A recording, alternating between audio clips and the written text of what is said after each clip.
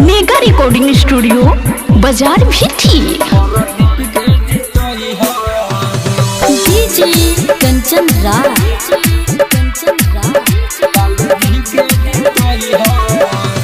नीम चौक चौसीमा Vaishali.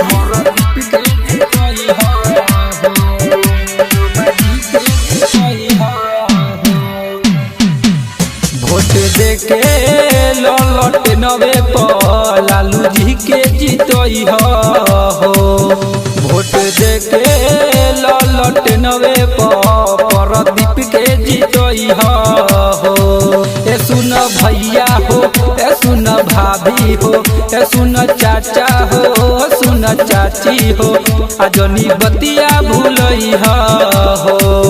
Vote देके ललट नवे पर लालू जी के जीतई हो। वोट देके ललट नवे पर प्रदीप के जीतई हो। प्रदीप के जीतई हो। लालू जी के जीतई हो। डीजे कंचन राज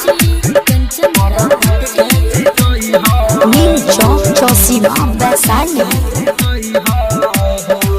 तेज तेजस्वी राहुल करी है सारा कमावा हो। भूल गई हो नाए चाचा इनकर नमवा हो। तेज तेजस्वी राहुल करी है सारा कमावा हो। भूल गई हो नाए चाचा इनकर नामावा हो। अपना प्रदीप जी के गले लगई हो। वोट देके ललट नवे पर माझी के जीतई हो। वोट देके ललट नवे पर लालू जी के जीतई हो।